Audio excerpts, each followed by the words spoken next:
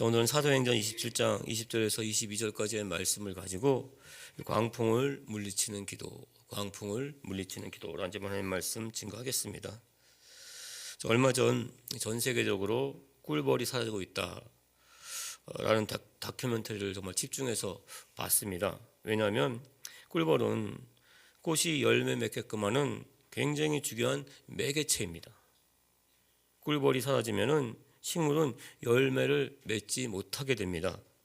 정말 자연 생태계에 엄청난 재앙이 초래됩니다.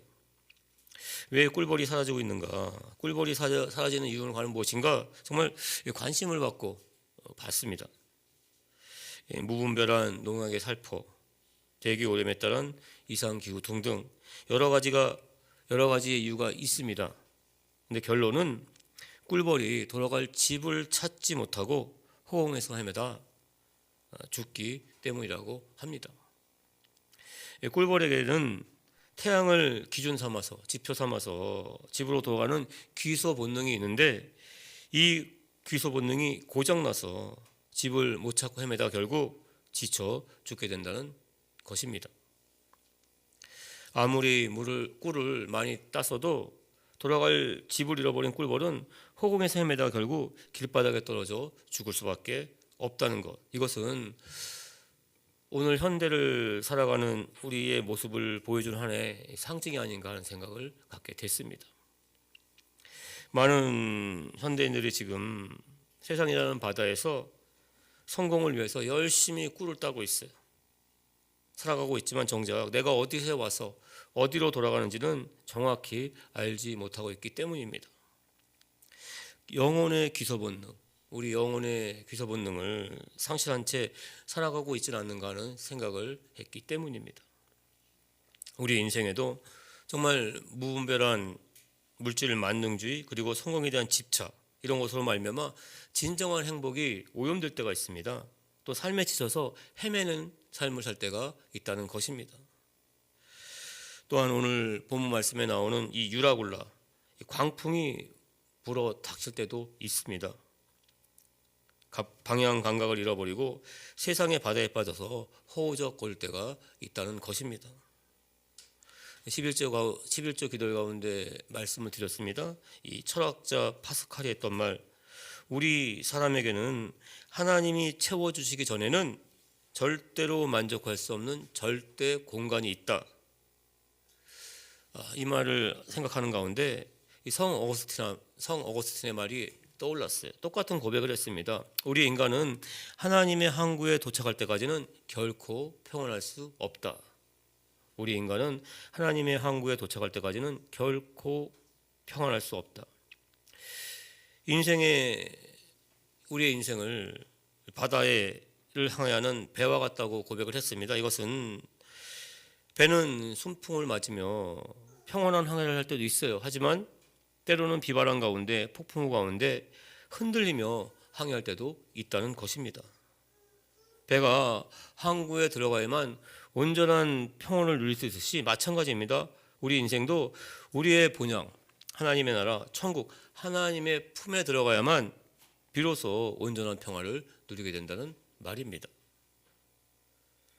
오늘 말씀은 사도 바울이 꿈에도 그리던 로마, 간절히 복음을 전하고 싶었던 로마의 이 복음 전도자의 모습이 아니라 죄인의 모습으로 재판을 받으러 가는 그 배 위에서 이 광풍을 만나게 된 말씀입니다.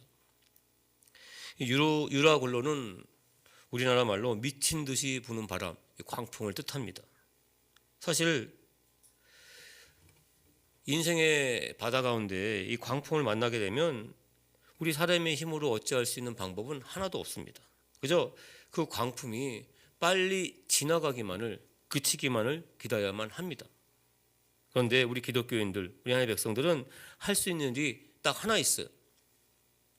예수님을 깨우는 일입니다. 마가복음 4장 38, 39절입니다. 예수께서는 배의 뒤편을 말합니다. 고물에서 베개를 베고 주무시더니 제자들이 깨우며 이르시되 선생님이여 우리가 죽게 된 것을 돌보지 아니하시나이까 하니 예수께서 깨어 바람을 꾸짖으시며 바다더러 이르시되 잠잠하라 교회하라 하시니 바람이 그치고 아주 잔잔하여 지더라. 제자들처럼 예수님을 깨우면 우리 가운데 있는 그 모든 광풍의 문제 또한 해결될 줄 믿습니다.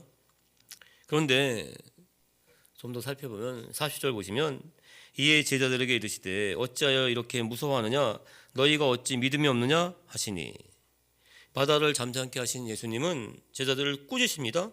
어찌하여 너희가 믿음이 없느냐. 제자들 입장에서는 정말 예상치 못한 말씀을 하세요. 제자들은 당황스러울 수밖에 없었습니다. 제자들은 예수님께서 이렇게 말씀하실 줄 알았어요. 갑자기 불어닥친 그 광풍, 미친 듯이 부는 이 바람 때문에 무서웠지. 그럼 하지만 더 이상 걱정하지 마. 내가 다 해결해 줄 수 있어. 이렇게 말씀할 줄 알았습니다. 그런데 예수님은 왜 이렇게 무서워서 두려운 가운데 호들갑을 떠는 것이냐, 왜 이렇게 믿음이 없느냐, 왜 나를 믿지 못하느냐, 이렇게 꾸짖으십니다. 41절 보시면 그들이, 제자들입니다, 심히 두려워하여 서로 말하되 그가, 예수님이 누구기에 바람과 바다도 순종하는가 하였더라. 예수님에게 꾸짖음을 받았어요.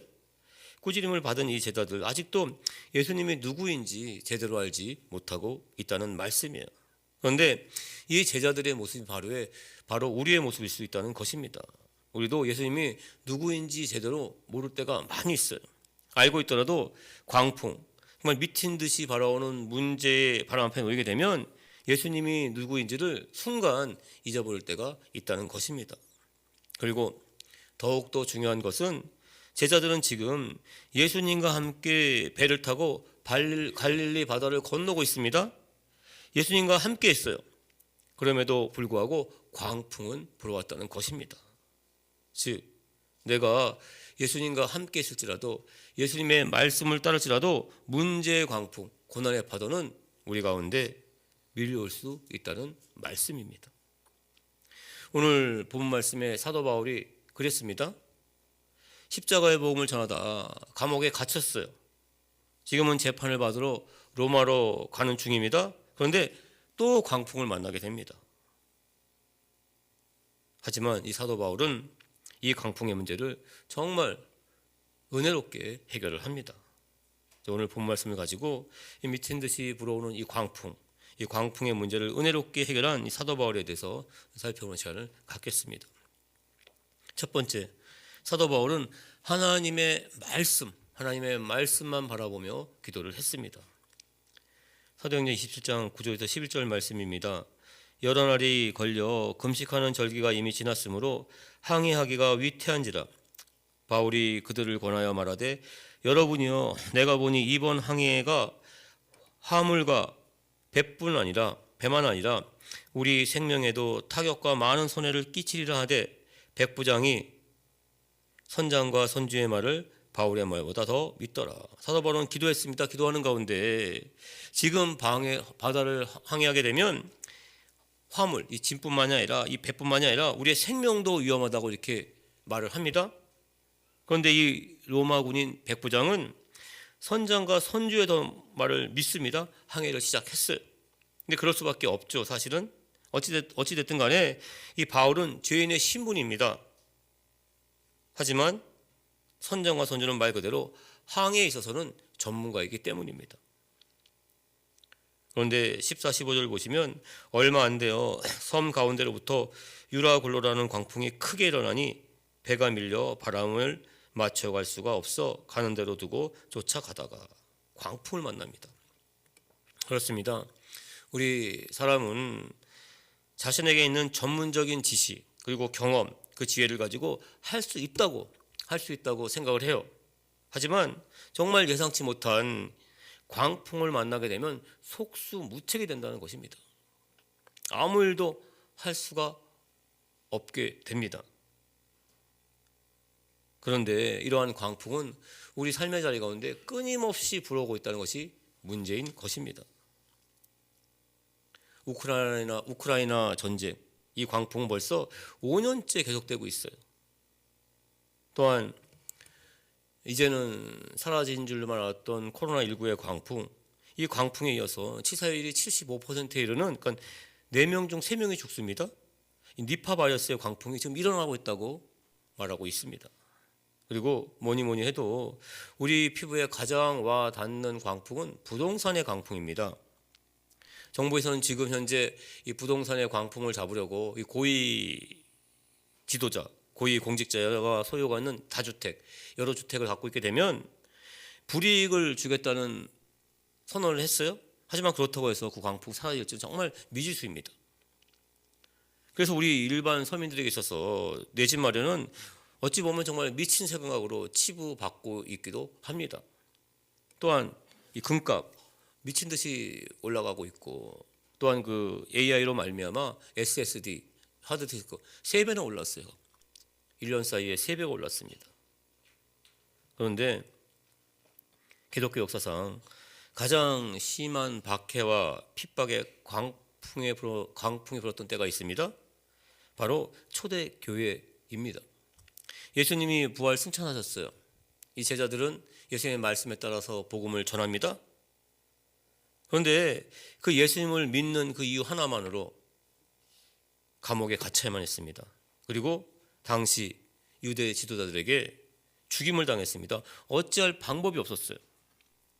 하지만 그 혹독한 광풍 앞에서 이 초대교회 성도님들은 사도행전 6장 4절 보시면 오로지 기도하는 일과 말씀 사역에 힘쓰리라 하니, 말씀에 의지했습니다. 오직 말씀을 의지하고 기도하는 일에 힘을 썼습니다. 7절 보시면 하나님의 말씀이 점점 왕성하여 예루살렘에 있는 제자의 수가 더 힘이 많아지고 허다한 제사장 예물도 이 도에 복종하니라.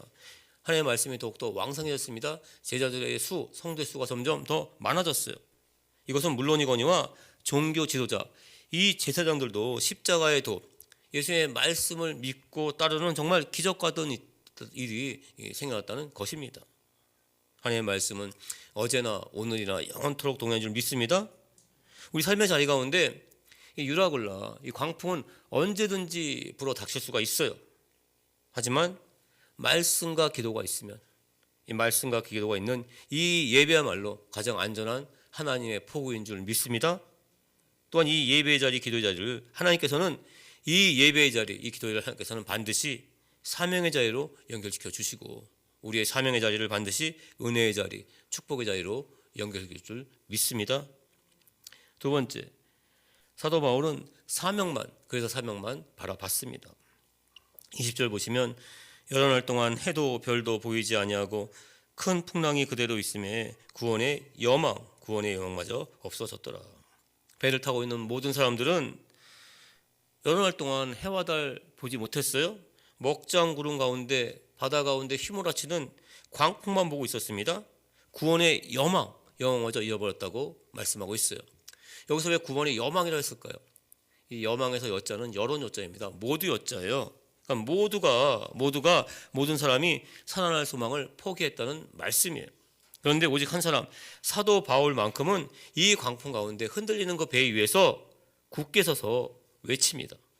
20절 보시면 내가 너희를 고난하노니 이제는 안심하라. 너희 중에 아무도 생명에는 아무 손상이 없겠고 오직 배뿐이리라. 걱정하지 말라고 외칩니다. 손상되는 것은 배뿐이다. 너희 생명은 조금도 해를 입지 않는다. 이렇게 외칩니다. 왜냐하면 23, 24절 보시면 내가 속한 바 곧 내가 섬기는 하나님의 사자가 어젯밤에 내 곁에 서서 말하되 바울아 두려워하지 말라. 내가 가이사 앞에 서야겠고 또 하나님께서 너와 함께 항해하는 자를 모두 다 너에게 주었다 하였으니. 광풍 가운데 사도 바울은 밤이 맞도록 기도했습니다. 기도하는 가운데 하나님의 음성을 들었습니다. 그런데 이 대목에서 또 중요한 것은 하나님은 이 광풍 가운데 바울아 너를 살려주겠다 이렇게 말씀하지 않으셨다는 거예요. 어떻게 말씀하셨어요? 내가 가이사 앞에 서야 하겠고, 너에게는 사명이 있다는 것입니다. 로마 법정에 서야 된다는 거예요. 가이사 로마 황제 앞에 서서 복음을 전할 사명이 있기 때문에 너는 결코 이 광풍 가운데 죽지 않는다 이렇게 말씀을 하십니다. 사도 바울은 그 광풍 가운데 두려워하지 말라는 하나님의 말씀을 들었어요. 그리고 그 말씀을 듣는 가운데 사명을 깨닫게 됩니다. 부활하신 예수님이 주신 그 사명을 떠올리게 됩니다. 그리고 이어서 하나님께서 너와 함께 항해하는 자를 모두 다 너에게 주셨다. 이 말씀 또한 듣게 돼요. 무슨 말씀이에요? 너에게 사명이 있기 때문에 너는 반드시 살아난다. 또한 너와 함께한 사람들도 다 이 폭풍 가운데, 이 광풍 가운데 살아난다. 이렇게 말씀을 하신 것입니다. 그렇습니다. 배 안에 있는 그 모든 사람들은 단지 사명자인 사도 바울과 있다는 그 하나의 이유만으로 모두 다 구원을 받게 된 것입니다. 하나님께서 우리에게 사명 주시면 반드시 그 사명을 감당할 능력 주실 줄 믿습니다. 우리 성도님들 모두 다 사명자인 줄 믿습니다. 광풍은 언제든지 몰려올 수 있어요. 파도에 흔들릴 수 있습니다. 하지만 결코 우리 하나님의 백성들 침몰하지 않는다는 겁니다. 왜냐하면 하나님께서 우리에게 주신 사명이 있기 때문입니다. 그런데 그 사명이 사람들의 눈에 보기에는 정말 작아 보이고 별 볼일 없어 보일 수 있어요. 하지만 하나님께서는 그런 모든 사명, 우리에게 준 사명을 정말 귀하게 보고 있다는 것입니다. 왜냐하면 하나님께서는 그 모든 하나님의 사명을 통해서 결국 모든 것을 화합하여 선을 이루시기 때문인 줄 믿습니다. 고린도후서 4장 8절에서 10절까지의 말씀입니다. 우리가 사방으로 우겨쌈을 당하여도 쌓이지 아니하며 답답한 일을 당하여도 낙심하지 아니하며 박해를 받아 버림받지 아니하며 거꾸로 뜸을 당하여도 망하지 아니하고 우리가 항상 예수의 죽음을 몸에 짊어짐은 예수의 생명이 또한 우리 몸에 나타나게 하려 함이라. 우리는 그저 예수님의 죽음 십자가를 몸에 품으면 됩니다. 짊어지면 하나님은 그 십자가 부활의 역사를 우리의 삶의 자리 가운데 이루어질 줄 믿습니다. 대표적인 예가 있습니다. 자연현상을 통해서도 볼 수가 있어요. 우리 사람의 눈을 볼 때는 정말 죽은 것 같아 보입니다. 하지만 죽지 않고 엄청난 생명을 품고 있는 대표적인 것은 씨앗이에요. 꿀벌을 통해서 꽃은 열매를 맺습니다. 그 열매 안에는 씨앗이 있어요. 그 씨앗 보기에는 정말 딱딱해요. 작습니다. 죽은 것 같이 보여요. 하지만 그 씨앗 안에는 엄청난 생명력이 담겨져 있습니다. 그 씨앗 땅에 심기우면 떨어지면 혹독한 겨울을 이기고 나면 봄이 오면 생명의 때가 되면 싹이 틉니다. 줄기가 솟아오릅니다. 꽃이 피고 결국에는 셀 수 없을 만큼의 많은 또한 열매를 맺게 된다는 것입니다. 마찬가지예요. 죽은 것 같아 보이지만 결코 죽지 않고 부활의 열매를 맺는 대표적인 믿음의 씨앗은 십자가 부활의 역사인 줄 믿습니다. 십자가 부활의 그 역사, 그 첫 열매는 생명의 씨앗입니다. 그 생명의 씨앗이 제자들에게 옮겨졌어요. 제자들 또한 부활의 역사를 또한 그 마음 가운데 믿고 나갔습니다. 부활의 역사를 계속 이루면 얼마나 우리가 지금 이렇게 예배 자리에 앉은 줄 믿습니다. 우리 성도님들, 이 예배 자리 가운데 우리 성도님들 부활의 씨앗을 내 안에 품고 그 부활의 씨앗을 또 삶의 자리 가운데 피우시길 주님의 이름으로 축원을 드립니다. 그래서 세 번째, 사도 바울은 부활하신 예수님을 바라보며 기도했습니다.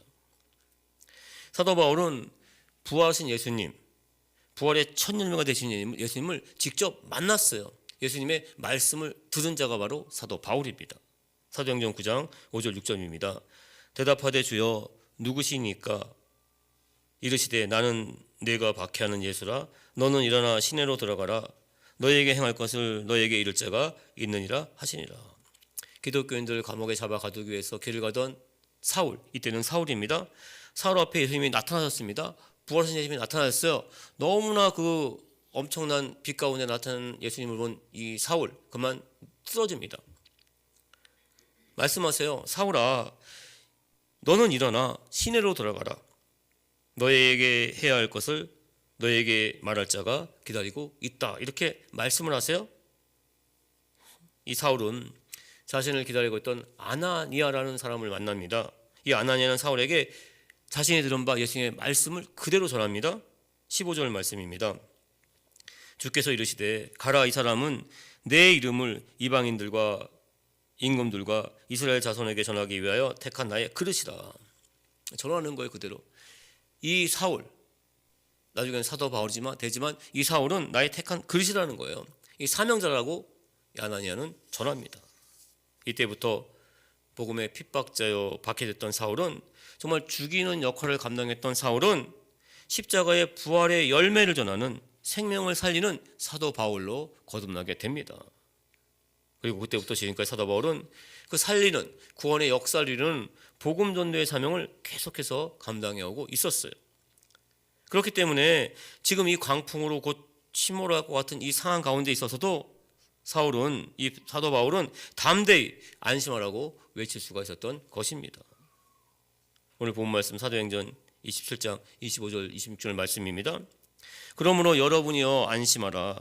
나는 내게 말씀하신 그대로 되리라고 하나님을 믿노라. 사도 바울은 부활하신 예수님이 주신 사명을 굳게 믿었다는 것입니다. 26절 보시면 그런즉 우리가 반드시 한 섬에 걸리리라 하더라. 이 광풍 가운데 우리는 침몰하지 않는다. 한 섬에 분명히 도착하게 될 것이다. 이렇게 담대하게 외칩니다. 외친 다음에도 사도 바울은 계속해서 기도합니다. 29절 보시면 암초에 걸릴까 하여 거물로 단 넷을 내리고 날이 새기를 고대하니라. 이 말씀 가운데 날이 새기를 고대하니라, 이 말씀은 날이 셀 때까지 사도 바울은 그 밤새도록 간절히 기도했다는 것입니다. 그럼 어떤 기도를 했을까요? 예레미야 33장 2절 3절 말씀입니다. 이 일을 행하시는 야훼, 그것을 만들어 성취하는 야훼, 그의 이름을 야훼한 자가 이르노라. 너는 내게 부르짖으라. 내가 너에게 응답하였고 네가 알지 못하는 크고 비밀을 너에게 보이리라. 하나님은 기도하는 이 바울에게 하나님의 그 크고 은밀한 일을 보여주세요. 가르쳐 주십니다. 사도 바울은 사명자입니다. 사명자로서 일반 다른 사람들이 보지 못하는 하나님의 그 크고 은밀한 일을 봤습니다. 알게 돼요. 어떤 것을 봤을까요? 하나님의 섭리하심, 그 전체적인 것을 사도 바울은 보게 됩니다. 그러니까 영안이 열린 거예요. 모든 하나님께서 섭리하시는 것을 보는 영안이 열리게 됐다는 말씀입니다. 자, 출애굽기를 보게 되면은 모세도 마찬가지예요. 모세도 정말 그 광야 40년 동안 수많은 시련, 수많은 고난이 다가왔지만 흔들리지 않았습니다. 그런데 이스라엘 백성들은 고난만 닥치면은 흔들리고 넘어졌어요. 왜냐하면은 시편 103편 7절에 자세히 나와 있습니다. 그의 행위를 모세에게, 그의 행사를 이스라엘 자손에게 알리셨도다. 하나님은 그의 행위를 모세에게 알리셨고 그의 행사를 이스라엘 백성들에게 알리셨다고 말씀을 하고 있는데, 우리나라 말로만 하면 잘 이해가 되지 않아요. 하지만 영어로 보면 확실히 알 수가 있습니다. 그의 행위는 히스 웨이즈입니다. 그의 길, 하나님의 모든 길이에요. 하나님께서 모든 계획하는 길들입니다. 이것을 모세에게는 알려주셨어요. 그런데 이스라엘 백성들에게는 행사, 액션입니다. 그냥 하나의 사건입니다. 하나의 사건만 보였다는 말씀이에요. 그래서 그 하나의 사건, 일부의 사건만 본 이스라엘 백성들은 그 사건만 보니까 앞으로의 일은 모르니까 흔들리고 넘어질 수밖에 없습니다. 평탄한 길 만나면 좋아해요. 하지만 조금만 더 힘들고 어려운 길을 만나면 절망합니다. 이것이 이스라엘 백성들의 삶이었어요. 하지만 모세는 전체를 봤다는 겁니다. 하나님께서 이끄시는 그 모든 길을 다 봤어요. 가나안까지 가는 그 모든 길을 봤기 때문에 흔들리지 않았던 것입니다. 마찬가지예요. 우리가 심청전을 볼 때 심청이가 인당수에 빠지는 사건 그 하나만 보면은 어떻게 저렇게 죽을 수가 있어? 저러면 안 되지. 이렇게 실망하고 안타까운 마음 들 수 있습니다. 하지만 심청전의 전체 이야기를 알고 있으면 지금 빠져야 돼요.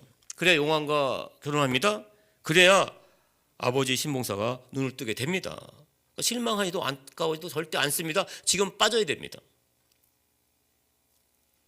마찬가지입니다. 눈을 뜨는 것, 앞을 보지 못하는 맹인들 가운데 딱 한 사람, 눈을 뜨고 있는 사람이 있다면은 그 사람을 통해서 그 모든 맹인들 그 가는 길을 인도할 수가 있습니다. 우리가 십자가의 부활 그 역사를 바라보고 기도하면 하나님께서는 우리의 영안을 열을 줄 믿습니다. 이 세상 가운데 정말 눈은 떴지만은 마음의 문, 영안이 열리지 않은 사람들이 있습니다. 어디서 나서 어디로 돌아가는지 잘 모릅니다. 하지만 우리 하나님의 백성들은 그 영안이 열렸어요. 하나님께서 우리의 갈 길을 밝혀 보여줄 줄 믿습니다. 기도하는 그 한 사람, 그 사명자를 통해서 하나님은 그래서 우리 이 시대를 하나하나 변화시키시고 또한 우리 이 시대를 부흥의 역사 가운데 이끄시는 줄 믿습니다. 우리 성도님들, 이 세상 가운데 문제의 광풍이 불어오는 이 세상 가운데 더욱더 기도하시길 주님의 이름으로 축원드립니다. 영안이 열리시기를, 전체를 보는 눈이 열리시기를 주님의 이름으로 축원을 드립니다. 이것이 바로 우리 성도님들, 저 성도님들 이 예배 자리에 앉아서 기도하는 까닭이에요. 예배드리는 목적인 줄 믿습니다. 이 말씀을 정정했습니다. 제가 자주 몇 번 인용했던 예화입니다. 오늘 부른 찬송가 413장 이 가사는 내 평생에 가는 길, 이 가사를 작성한 사람은 스태포드라는 사람이에요. 굉장히 성공한 법률가였습니다. 그런데 시카고 대화재로 말미암아 집이 다 불타버렸어요. 낙심하고 있는 가족을 위해서 유럽 여행을 준비합니다. 그런데 급한 일이 생겨서 네 딸과 아내만 먼저 보냈어요. 그런데 대서양 한가운데서 폭풍우를 만납니다. 배는 침몰했고 네 딸 모두가 죽었어요. 아내 한 명만 살아났습니다. 스태포드는 살아남은 아내를 만나러 배를 타고 가고 있어요. 그 가는 도중에 네 딸이 죽은 사고 지역을 지나게 됩니다. 엄청난 아픔과 고통이 밀려왔어요. 그런데 그럼에도 불구하고 스탠포드는 그때 그 해역에서 오늘 우리가 함께 부른 찬송가 413장 내 평생에 가는 길, 이 가사를 그 배 위에서 썼다는 것입니다. 내 평생에 가는 길 순탄하여 늘 잔잔한 강 같든지 큰 풍파로 무섭게 어렵든지 나의 영혼은 늘 편하다. 내 영혼 편안해. 내 영혼 편안해. 어떻게 스탠포드는 이러한 찬송과 가사를 쓸 수 있었을까? 나침판이 발명되기 전에는 바다를 항해할 때는 북극성을 보면서 방향을 잡았습니다. 하지만 폭풍우가 몰아치면, 비바람이 몰아치면 먹장구름에 가려서 북극성은 보이지가 않아요. 하지만 선장은 압니다. 북극성은 저 먹장구름 위에 빛나고 있다는 것을 선장은 확실히 알고 확실히 믿고 있습니다. 이 폭풍우가 지나가면 북극성은 다시 보인다. 그리고 그 북극성을 따라가게 되면 우리는 안전한 포구에 도착하게 될 것이다. 선장은 분명히 알고 있고 또한 소망을 하고 있습니다. 마찬가지예요. 스태포드가 지금 절망과 고통의 바다 가운데 바다 위에서 찬송가 413장 내 평생에 가는 길, 이 찬송가의 가사를 쓰셨던 것은 지금은 비록 꼭 슬프고 괴롭습니다. 고통스러워요. 하지만 언젠가는 반드시 하나님의 나라, 저 천국에서 사랑하는 그 내 딸을 다시 만나게 된다는 믿음이 있었기 때문입니다. 다음 주일부터는 이 고향을 찾아가는 설 명절이 시작이 됩니다. 우리 성도님들, 육신의 고향을 넘어서 우리의 영원한 고향, 우리의 본향인 천국, 하나님의 나라를 더욱더 사모하시길 주님의 이름으로 축원드립니다. 하나님의 말씀 더욱더 붙잡고 기도하시길 주님의 이름으로 축원드립니다. 우리 하나님의 귀한 백성들은 사명자입니다. 더욱더 그 사명 붙잡고 기도하시길 주님의 축원드립니다. 십자가 부활 붙잡고 기도하심으로 말미암아 그 부활의 열매가 삶의 장에서 더욱더 맺히고 우리 성도님들의 그 사명을 통해서 많은 사람을 살리고 세우는 귀한 역사 나시길 주님의 이름으로 축원을 드립니다.